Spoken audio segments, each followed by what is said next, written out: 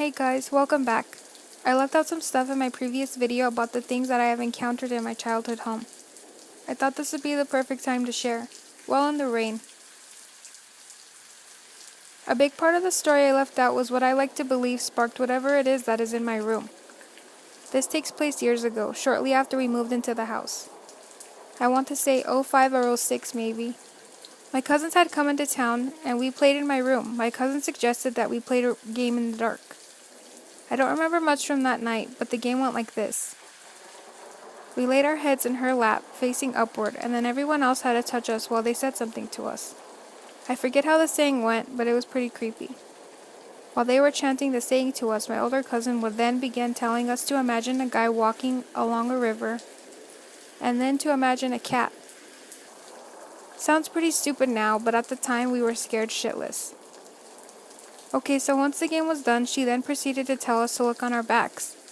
That the cat that she told us to picture on our heads had scratched our backs. Sure enough, we checked each other's backs and our backs were filled with scratches. She had not scratched us. Clearly we would have felt it. I went to tell my parents and they just laughed it off.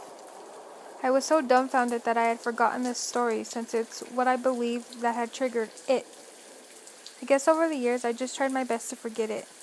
What are your guys' thoughts? Have you ever played a game like that? Do you think it was a demon? Or what else could it have been? This story would be scary to others, and honestly, it scared me at first, but eventually, and even now, I find peace in it in a weird way. This story involves my grandpa. My grandpa passed away in August 2016. We had found him in the restroom at his home.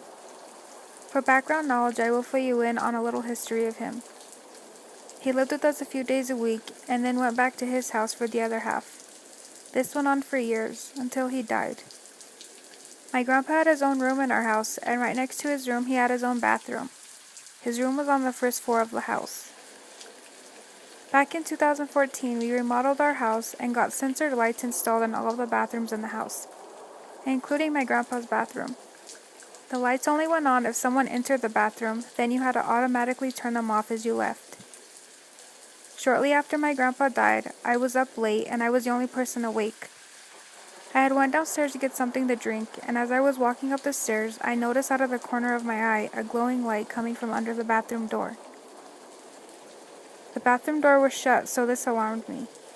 I was the only one awake and did not go in there. This terrified me, and the next day I told my parents. Clearly there was no logical explanation for it. Something or someone had to turn it on. It sent something. Strange enough, this happened a few more times after that, and I would get scared, but then I just brushed it off. I remember one time it was on and I told my mom to look. She smiled and said, "It's Grandpa." To this day, I would like to believe it was him who done that. It hasn't happened since winter 2016. What do you guys think? I sometimes like to believe that it was him, trying to communicate with us, but I guess we'll never know. This happened this past summer in 2018. My friend, I'll call him Mark for privacy reasons, was like a brother to me. One night in July, we decided to go on a fishing trip on the local fishing pier. So I had packed my car with the rods and the tackle box, and we drove, and I got him after the sun had set. Mark was excited to go fishing once he got in the car. The pier was only 15 minutes away from him. Once we got there, I noticed that the pier was empty. Only a couple fishermen were at the beginning of the pier. Mark and I's special spot was at the very end of the pier, which was at least a mile's walk. Once we got to the end, we decided to get our supplies and put them on a wooden picnic bench, and we started to bait our lines. I casted the line out on the left side, away from the busy bridge that was next to the pier, while Mark casted his to the right. We waited an hour, but we didn't get any bites, so out of boredom, I climbed on the picnic table, then sat up on the cement wall that looks over the river. I had one leg hung over on each side, so I was straddling against the wall. It was a way to keep my balance. Mark looked over at me and decided to join me. He looked down below us and made a note of the cement pavement that was directly below us and said, "Isn't it strange that it doesn't go directly into the water? I think it would be a gnarly fall." He commented and I agreed, since the pier was around 20 to 25 feet high from the water and below us was more of a cement pavement instead of water. Mark removed himself away from the wall as he went to check his fishing line. Meanwhile, I was looking out into the river. The moon lit up the river, showing outlines nearby. I noticed that a boat was circling between the pillars of the bridge near the pier. My time of relaxation was cut short when I felt a hard push on my side. In seconds, I felt pain on my thigh from the wall scraping it. Warmer going around my whole body, then a sharp push of pains runs through my body, then my head and my hip. As I land on the cement below, I could feel water touching the legs occasionally as the waves brushed against me. I knew Mark pushed me, and above I can hear him shuffling around, then noises faded. I guessed that he ran away. My head was pounding and I felt hopeless as I couldn't scream for some reason. I don't know if I was distracted from the pain or not. It felt like hours while I lay there motionless, when it really was probably only minutes. My ears suddenly picked up the noise of a loud engine as I recognized it from the boat. Soon, I felt hands pick me up and lift me over the edge of the boat, and I'm placed back down on the ground with a person kneeling beside me. I look over and see a large man wearing a neon yellow shirt. He was on the phone, and he said quickly to me, "We're going to take you to the nearest boat ramp and we'll get you help, okay?" Soon enough, we waited on a boat ramp, and I heard the ambulance come into the parking lot. I was taken to a hospital which was exactly 5 minutes away. In the end, I only had a severe concussion and a fractured hip. Mark was not arrested for my crime, but was ironically arrested for a similar crime a few days later. He recently got sentenced to 17 years in state prison. A couple of months ago, I started having nightmares about a lady. She was always wearing a long red dress and had a long, narrow, elongated face. She would always watch me. The first time I was dreaming about her, I didn't feel threatened by her. I was in my childhood home with my parents and my big brother. I thought it was just a normal dream. But then she started to reach out to me, slowly moving towards me. My big brother got up and then grabbed me, dragging me away. Then suddenly, I could feel how scared I had become. I was unable to wake up. When my brother and I finally get out of the house, we're on our way to his car, and then I wake up. The night after, I dream about her again. This time, it's in my apartment where I live now. She is sitting in my working chair, looking at me through the mirror. I can see into my study room from my bed with the help of my mirror. She is just staring at me until she gets up and starts moving towards me. I wake up with my heart pounding, unable to take my eye off the chair. After that, I didn't dream about her for a while, maybe because I had some friends over. But the last I dreamt about her, she stood by my bed looking down at me. I couldn't move. We were just staring at each other, and I couldn't wake up. Before I get to sleep, I have to have something on my chairs. I have to turn my slippers away from me and have all my hall lights on. I haven't dreamt about her in a while, but I keep dreaming about things that end up happening. One night, I dreamt about my best friend visiting me with her ex-boyfriend. The next day, they got back together. Another time, I dreamt that my boyfriend would not be able to come back to my city because of his job. Later, he told me that he wasn't sure if he could come back. His company wanted to send him to another country to work. I don't know if this is just a coincidence, but it's really creeping me out.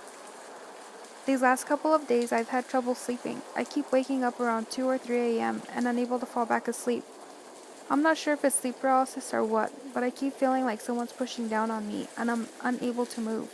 I can't open my eyes, and I'm having trouble sleeping when I sleep. I'm always afraid that the lady in red will appear in my dreams again. My first experience with the paranormal happened when I was very young. Through the 10 years of living in the house, things started to happen.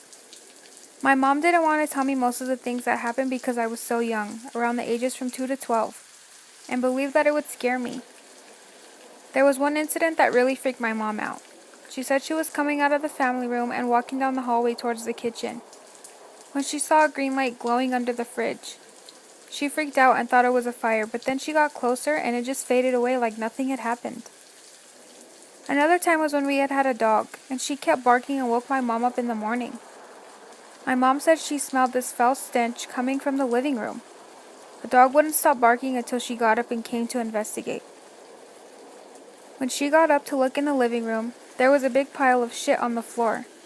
My mom thought it was the dog that had did it and got mad, but she knew something wasn't right. She went back to her room and grabbed her phone to take a picture, but the phone died right before she could. From that situation, she talked to somebody about what she had saw. The lady that she had talked to said that we needed to be careful because the devil had made itself known in the house. She didn't tell me this part until later. Now, whatever the entity is in the house, it really targeted my mom. All the times that she was in her bedroom, it would attack her. One time she was asleep, she heard voices that woke her up, but then when she opened her eyes, she felt something blow in her eyes, and she just rubbed and rubbed until whatever it was gone. Another time when she was in her bed, she woke up and her legs and her arms were pulled behind her. My mom said she screamed and shouted, and managed to get herself free. Now, the experiences I had were not too intense, but it was still scary. The one thing I will never forget was when I was in my room, trying to go to sleep, but my dog kept growling at the door. Normally, I slept with the door closed to my room because I felt like something was wrong in the house. While my dog was growling, I turned over to look at the door, and I saw it open halfway, then close again. I threw my cover over my head and tried to go back to sleep. The next day, I had asked my mom if she opened the door to check on me that night, and she said no. Most of the time, I would always hear knocking on the doors and something calling my name. I would ask my parents, and they would say no, they didn't call me or knock on any doors.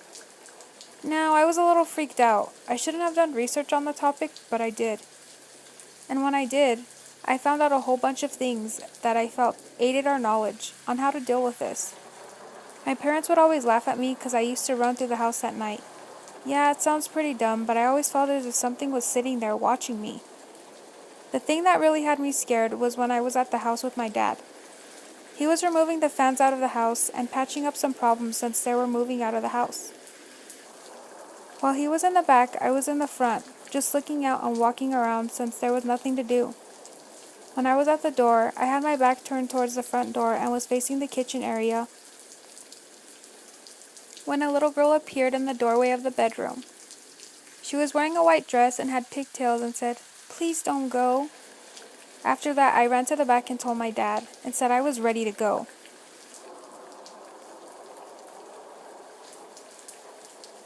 My dad had also experienced some things himself.